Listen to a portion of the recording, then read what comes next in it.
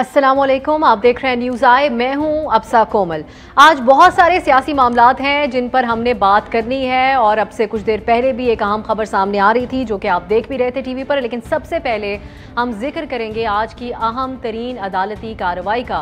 Supreme court के 10 रुकनी bench ने justice काजी फाइज ईसा की नजरसानी दरख्वास्त मंजूर कर ली है। सुप्रीम कोर्ट के 10 रुकनी फुल कोर्ट बेंच ने जस्टिस काजी फाइज ईसा की नजरसानी की जो दरख्वास्त है उसको मंजूर किया। 6-4 के अक्सरियती फैसले से इसको मंजूर किया और केस का मुख्तसर फैसला भी जारी कर दिया गया है। इसी को हम सबसे पहले मौजूद बहस बनाएंगे प्रोग्राम में और इसकी तफसीलात हम जानने की कोशिश करेंगे, जिसके लिए हमने रब्ता किया है नुमाइंदा डॉन न्यूज़ हसीब भट्टी, जो कि कोर्ट रिपोर्टर हैं। इस सारे मामले पर, इस सारे केस की कार्रवाई पर आप गहरी नज़र रखे रहे और थ्रू आउट आपने क्या देखा इस कार्रवाई में, इस अपनी नौयत के मुनफरिद तरीन केस में, हम उनसे जानने की कोशिश करेंगे। बहुत शुक्रिया हसीब भट्टी साहब, आपने हमें ज्वाइन किया प्रोग्राम में। सबसे पहले हम आपसे ये जानना चाहेंगे, आज का जो फैसला है उसकी क्या तफसील है आपके पास? किन किन जजेस की तरफ से इख्तलाफ सामने आया, किन किन जजेस ने हक में फैसला दिया? ये जो शॉर्ट ऑर्डर सामने आया है इसकी क्या तफसील है आपके पास? ये जो 10 रुकनी बेंच था, पहले जब इसने ये फैसला दिया था, जो ओरिजिनल पिटीशन थी जिसके ऊपर ये फैसला आया था गुज़श्ता साल जून में, 9 जून को ये फैसला आया था। उस फैसले के अंदर 7-3 थे, 7 जजेस ने उस पिटीशन के हक में फैसला दिया था, जिसके मुताबिक उस वक्त के जो बेंच है उसने जस्टिस काजी फाइज ईसा के खिलाफ जो सदारती रेफरेंस है उस रेफरेंस को तो मुस्तरद कर दिया, लेकिन उसके साथ साथ मजीद उसकी कार्रवाई जो है वो FPR को उस इन्वेस्टिगेशन के लिए भिजवा दी गई ताकि वो इसके ऊपर छान करे कि क्या ये इल्जाम ठीक थे या नहीं।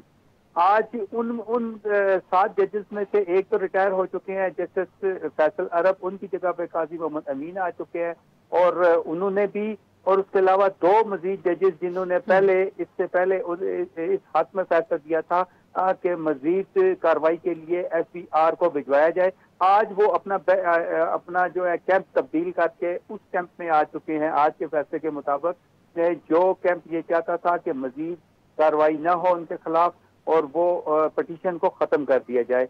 यानी ये जितनी भी इसकी तकरीबन 24 समातें इसके अंदर हुई थी, प्रोसीडिंग होती रही हैं, बड़ी दिलचस्पी, हर समात ही बड़ी दिलचस्पी। इवन कि आज का दिन भी अगर सुबह जब ये समात शुरू हुई तो शुरू में ही काजी साहब ने अपना जब गुस्सा माइलॉर्ड ने अपना गुस्सा दिखाया आमिर रहमान को, जो एडिशनल अटॉर्नी जनरल हैं, जो हुकूमत की नुमाइंदगी कर रहे हैं, उनसे जो सवाल पूछा गया था, बेंच ने वो सवाल पूछा था, आज उस सवाल का वो जवाब दे रहे थे तो काजी साहब ने उनके ऊपर भी गुस्सा किया और जस्टिस जो बेंच के सरबराह थे जस्टिस उमर अता बंदयाल, उनके ऊपर भी गुस्सा किया।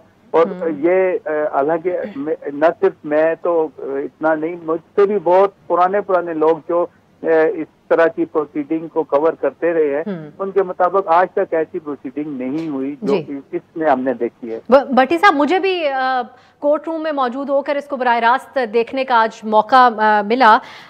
यही हम चाहेंगे आपसे, जस्टिस फाइज ईसा ने खुद इस पूरे केस में अपने दलाइल दिए हैं, तो इससे पहले भी इस सब के दौरान क्या होता रहा? आपने किन किन मौक़ों पर दिलचस्प पाया कार्रवाई को, उनके दलाइल को, और जिस तरीके से वो जजेस की तरफ से उनको फिर जवाब दिया जाता था? आज भी कुछ जोक भी वो सुनाना चाह रहे थे अदालत में, इस किस्म का मामला भी पेश आया था। तो थ्रू आउट द टाइम आपने कौन कौन से मौक़ों पर दिलचस्प पाया कार्रवाई को? देखिए, जैसे 24 थी, आज के समय 24 इसकी समातें हुई थी, लेकिन इस दौरान तकरीबन रोजाना ही होता रहा। लेकिन सबसे दिलचस्प बल्कि सबसे ही हैरान कुन वो दिन था जिस दिन जजेस जो बेंच है, सामने बैठे हुए जजेस आपस में एक दूसरे के खिलाफ जब उन्होंने बात की। जैसे जस्टिस मुनीब थे, वो लॉ पॉइंट के ऊपर क्वेश्चन करते थे मिसेस ईसा से, सरीना ईसा से, तो जिस पर इधर काजी फाइज ईसा को भी अच्छा नहीं लगता था और दूसरी तरफ बेंच के ऊपर बैठे हुए एक और जज साहब है, उनको भी ये अच्छा नहीं लगता था, जिस पर उन्हें ये टोका गया। आमिर रहमान जब 2 से 3 दिन उनको हो गए इसके ऊपर अपने आर्गूमेंट दे रहे थे, तो उस वक्त उन्हें ये कहा गया बेंच के एक रुकन की तरफ से कि जी आप अपना शार्ट करें, चूंकि जस्टिस मंजूर अहमद मलिक ने रिटायर हो जाना है, कल का दिन उनका आखिरी दिन था, इसलिए ये चाहते थे कि ये सारी चीजें वो तहरीरी तौर के ऊपर दे दे।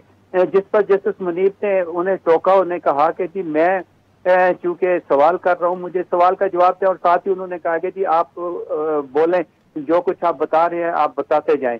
जिस पर दोबारा जज साहब ने जस्टिस मुनीब को ये टोका कि जी सीनियर के साथ कोई तरीका होता है बात करने का। और दोबारा इसी दौरान जस्टिस सज्जाद अली शाह, जिनका तीनों जजेस कराची के ही हैं, जिनका आपस में ये हुआ, जैसे सज्जाद अली शाह बोले कि जी अगर ऐसी बात है आप वकील साहब को बोलने नहीं देते तो मैं इस बेंच से उठ जाऊंगा। तो इस पर उन्होंने भी कहा कि जी मैं भी चला जाऊंगा बेंच से। तो इस दौरान आमिर रहमान ने बेंच के सरबराह को ये कहा, जस्टिस उमर अताब बंदयाल को, कि जी आप ऐसा करें, थोड़ा सा वक्फा कर लें। तो वो 10 मिनट का वक्फा किया गया, वापस आके फिर जजेस आपस में एक ही होके फिर उन्होंने सुनना शुरू किया। इसी तरह कई मौके के ऊपर काजी साहब ने भी कुछ ऐसी भी बातें कर दी जिसमें एस्टेब्लिशमेंट के भी बहुत ज्यादा जो उनके खिलाफ जाती थी। कुछ रियासत के अंदर ऐसी बात कर दी जैसे रियासत को गटर कह दिया गया, इस तरह की बातें भी की गई, जो कुछ अफसोसनाक भी थी, कुछ हैरानकुन भी कुछ ऐसी चीजें थी। ओवरऑल ये एक अपनी नौयत का केस था। यकीनी तौर पे इससे पहले इस तरह की कोई तारीख मिलती है तो मेरा नहीं ख्याल कि आइंदा भी ऐसी तारीख मिलेगी। और इतनी ज्यादा लिबर्टी कि उनकी मिसेस को भी इतना टाइम दिया गया, उन्हें भी इतना टाइम, और ऐसी ऐसी बातें की गई कोर्ट के अंदर जो कभी कोई नहीं कर सकता। बहुत बहुत शुक्रिया आपका भट्टी साहब। और यकीनी तौर पे अपनी नौयत का वाकई ही में ये एक मुनफरिद केस था, क्योंकि अदालती अमूर को समझने वाले दीगर अफराद भी यही कहते हैं, जो माहिरीन हैं वो यही कहते हैं। गुज़श्ता समाअत पे जो सीनियर तरीन जजेस के दरमियान आपस में नोक झोंक हुई, इससे पहले उन्होंने ऐसा नहीं देखा। आपने हमें तफसीलात दी, आपका बहुत बहुत शुक्रिया।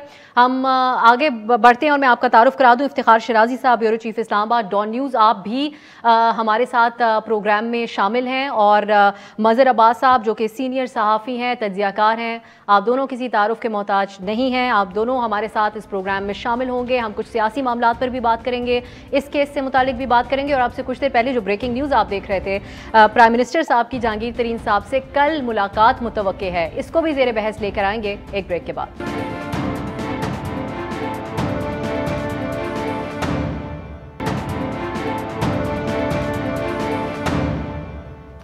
Welcome back. कुछ अहम सियासी मामलात भी हैं। आज इस वक्त PDM की स्टीयरिंग कमेटी का इजलास जारी है, जिसमें हुकूमत के खिलाफ आइंदा की हिकमत अमली पर गौर किया जा रहा है। और इस इजलास में पीपल्स पार्टी और ANP को जारी किए गए नोटिस का जवाब न आने के बाद की सूरत हाल पर भी गौर होगा। और सबसे अहम बात यह है कि PDM की स्टीयरिंग कमेटी का ये इजलास अपोजिशन लीडर शहबाज शरीफ की जमानत पर रिहाई के बाद हो रहा है। गुज़श्ता रोज़ शहबाज शरीफ साहब का मौलाना फजलुर रहमान से फ़ोन पर रब्ता भी हुआ था, और इस इजलास से पहले ये बयान भी सामने आया कि चार्जशीट किया जाएगा पीपल्स पार्टी और ANP को। इस सब के क्या इसका नतीजा निकल सकता है? शहबाज शरीफ साहब का नून लीग की सियासत पर और PDM की सियासत पे क्या असर हो सकता है? सब मामले में बात करेंगे इफ्तिखार शराजी साहब और मज़हर अब्बास साहब से। मज़हर अब्बास साहब, आपसे आगाज़ करते हैं। पहले हम चाहेंगे कि आप कमेंट कर दें आज जो जस्टिस फायज़ ईसा का मामला जिस पे हम कुछ देर पहले बात कर रहे थे, उसके ऊपर अगर आप कमेंट करना चाहें।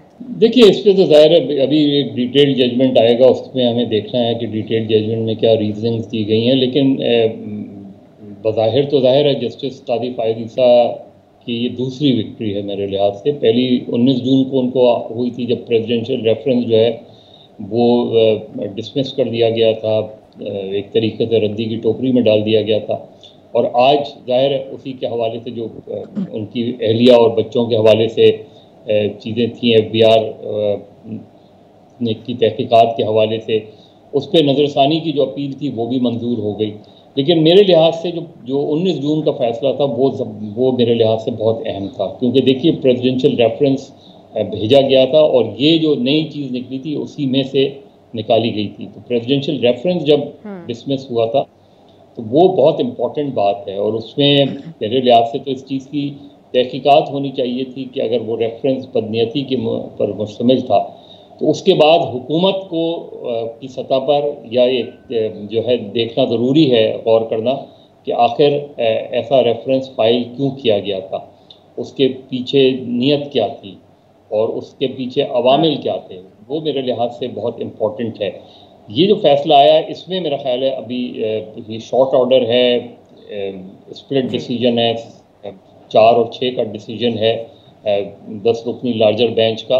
तो इसमें हमें वो जजेस जो 4 जजेस जिन्होंने इख्तलाफ किया उनके भी फैसले देखने पड़ेंगे, उनके नोट देखने पड़ेंगे, और जिन जजेस ने इत्तेफाक के राय से, और जाहिर है जब ये फैसला हुआ है तो मेजॉरिटी डिसीजन और वही प्रिवेल करेगा। तो उस लिहाज से जस्टिस फाइज ईसा जो है कि राह में अब कोई बहुत बड़ी रुकावट नहीं है, और जो सिलसिला था वो मेरा ख्याल है सुप्रीम कोर्ट को अपनी साख बहाल करने के लिए अब बहुत ज़्यादा, क्योंकि जो इस फैसले इसकी हेयरिंग के दौरान जो चीज़ें हुई वो किसी भी तरीके से बहुत प्लेजेंट नहीं थी जुडिशरी के हवाले से। मदर साहब, हम सियासी मामले की तरफ आ जाते हैं। आज मौलाना साहब जो है वो मुलाकात उस वक्त उनकी सदारत में पीडीएम की जारी है। यही न्यूज़ रिपोर्ट्स जिसका हमने आगाज़ में जिक्र भी किया कि उन्होंने कहा कि हम चार्जशीट करेंगे पीपल्स पार्टी और एएनपी को। अब जब शहबाज शरीफ साहब मंजर आम पर आ गए हैं, मौलाना साहब से कल उनकी फ़ोन पर बात हो गई है, आपको पीडीएम का क्या मुस्तकबिल नज़र आता है? किस किस्म के ऐलानात की तवक्को करते हैं आप आज की मीटिंग ख़त्म होने के बाद? मुझे लग नहीं रहा कि शायद चार्जशीट करेंगे, क्योंकि चार्जशीट से पीडीएम को नुकसान तो हो सकता है, फ़ायदा कोई नहीं हो सकता। आप पीपल्स पार्टी को एएनपी को चार्जशीट करके क्या हासिल करना चाहेंगे? दायरे निकल जाएगी, पीपल्स पार्टी एएनपी पीडीएम का हिस्सा नहीं रहेंगी, वो प्रैक्टिकली आउट हो गए हैं। अब पीडीएम जितनी बची है, बाकी 11 जमातों से शुरू हुई थी, अब 9 जमातों का इत्तेहाद रह गया है।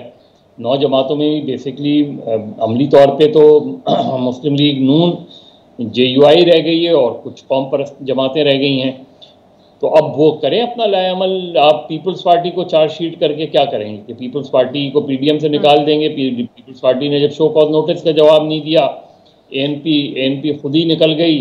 तो अब आप मेरा नहीं ख्याल कि चार्जशीट तक जाएगी। ये ज़रूर हो सकता है कि शायद एक मौका और दें कि पीपल्स पार्टी और एएनपी को, और उसके दौरान ऐन मुमकिन है कि शहबाज शरीफ और मौलाना की जो बातचीत हुई हो उसमें शायद ये कोई और दरमियाना रास्ता निकालने की कोशिश की गई हो और वो एक्सट्रीम एक्शंस नहीं लिए गए हों।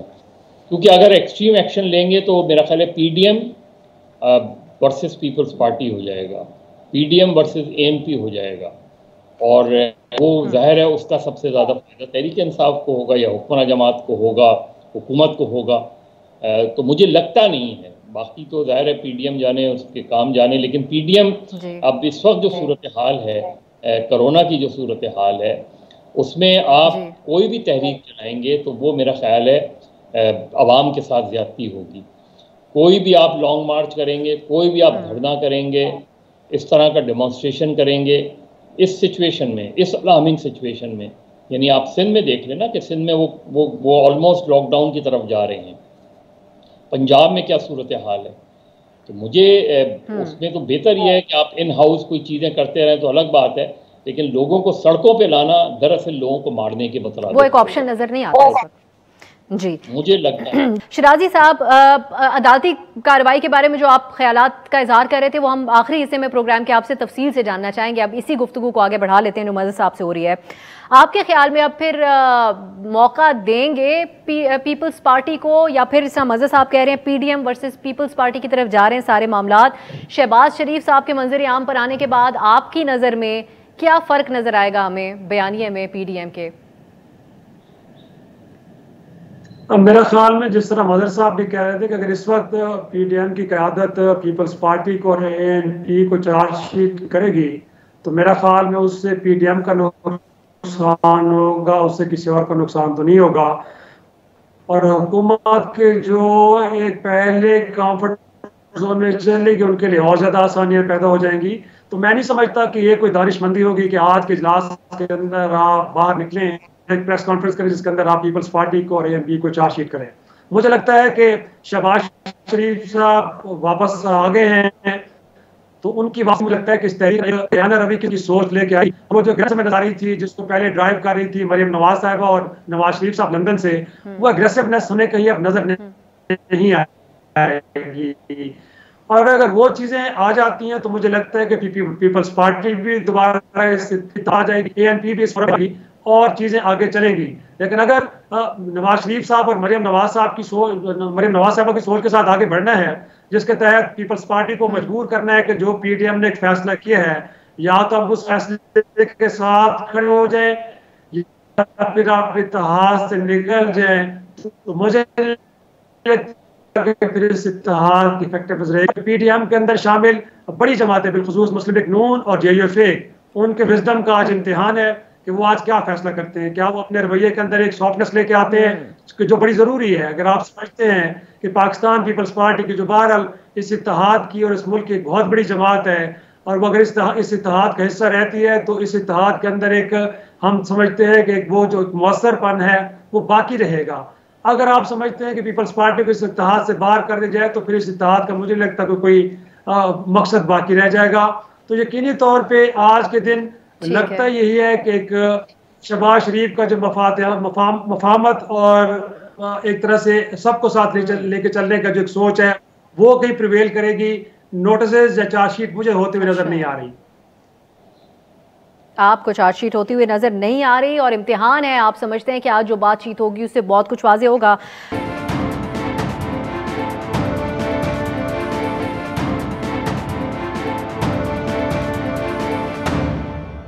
मदर साहब, मरियम नवाज ने एक इंटरव्यू दिया एक निजी टीवी चैनल को। उन्होंने कहा कि हुकूमत 5 साल मुकम्मल करे, मुस्लिम लीग नून इनकी गलतियों का बोझ उठाने को तैयार नहीं है। कहाँ एक तरफ इस्तीफों की बात हो रही थी, उसी वजह से इतने सारे इख्तलाफात भी बने। ये जो वाज़ेह तब्दीली आई है बयानिए में, ये शहबाज शरीफ साहब का असर है या फिर पीपल्स पार्टी का अब साथ ना होना, रियलिटीज़ को समझते हुए एक स्टेप बैक किया है मरियम नवाज साहिबा ने? नहीं, देखिए, जो मुस्लिम लीग का ये गालिबन उनका इशारा पंजाब की तरफ था, और उनका इशारा जो है वो कि पंजाब में जो है इन हाउस तब्दीली का मुस्लिम लीग नून नहीं चाहती कि इन हाउस तब्दीली लाए। और उसकी वजह यह है कि मुस्लिम लीग नून के जो उनके बकौल मुस्लिम लीग नून के जो उस्मान बुज़दार की परफॉर्मेंस है उससे सियासी तौर पर उनको फ़ायदा हो रहा है। और पिछले जो चंद ज़िमनी इलेक्शन हुए हैं उसमें उनको नज़र भी आया ये। तो इसलिए वो चाहते हैं कि अगर इस वक्त उस्मान बुज़दार के ख़िलाफ़ कोई वोट ऑफ नो कॉन्फिडेंस या इस तरह की चीज़ लाई जाएगी तो उसका बकौल उनके कि एक फ़ायदा तो जो है वो PMLQ को पहुंच सकता है, और दूसरा ये कि उस्मान बुज़दार या इमरान खान की जो हुकूमत है वो फिर मज़लूमियत का कार्ड खेल सकती है। तो उस लिहाज से मुस्लिम लीग नून पंजाब की हद तक तो ये बात कह रही है, लेकिन ये बात अपनी जगह दुरुस्त है कि जो इस्तीफ़ों का मामला था वो तो एक एक्सट्रीम एक्शन था, और इसमें इख्तलाफ भी इसी वजह से हुआ था कि पीपल्स पार्टी समझती थी कि एक्सट्रीम एक्शन लेने का अभी टाइम नहीं आया और लॉन्ग मार्च करना चाहिए, वहाँ देखना चाहिए कि लॉन्ग मार्च कितना सक्सेसफुल होता है और उसको सामने रख के फिर आगे का लाएअमल बनाना चाहिए। लेकिन उस वक्त मुस्लिम लीग नून इस बात पे इंसिस्ट कर रही थी कि जो नवाज शरीफ साहब का बज़ाहिर बयानिया लगता है और मौलाना का कि जी इस्तीफ़े देकर दबाव डालते हैं, तो मेरा ख्याल है उस स्टेज पर इस्तीफ़ों के मामले में पीपल्स पार्टी के मौक़िफ़ में ज़्यादा वज़न था और वो समझते थे कि लॉन्ग मार्च इस्तीफ़े देकर अगर हमने शुरू किया तो हम अपनी तमाम किश्तियाँ जला चुके होंगे। तो मेरा ख्याल है आज जो मरियम नवाज बात कर रही हैं वो कर तो पंजाब के कॉन्टेक्स्ट में गालिबन कर रही हैं, लेकिन उनकी अपनी बात के अंदर ये तज़ाद नज़र आ रहा है कि अगर इस्तीफ़ों की बात सही थी तो फिर यहाँ मुस्लिम लीग PTI की हुकूमत को 5 साल देने के क्या माने हुए। तो एक तज़ाद नज़र आता है उसमें किस हद तक शहबाज शरीफ का बयानिया प्रिवेल अगेन करने लगा है या ये कि Nawaz Sharif one step back foot पे गए हैं। लेकिन नुकसान अल्टीमेटली बहरहाल इस इंटरव्यू से जो है वो PDM की हो सकता है कि आज की जो उनकी मीटिंग हो रही हो उसमें इस इंटरव्यू के हवाले से भी गुफ्तगू हो। जी बिल्कुल, हम एक ब्रेक की तरफ जाएंगे, फिर आप दोनों से हम इस पे भी कमेंट लेना चाहेंगे कि क्या एक जो था जिसको ये तबसरे किए जा रहे थे कि ऑपोजिशन इस्तेमाल कर सकती है, जहांगीर तरीन साहब वाला, जो प्राइम मिनिस्टर साहब की तय हो गई है उनके साथ कल मुलाकात, उसकी क्या अहमियत है, जानेंगे एक ब्रेक के बाद।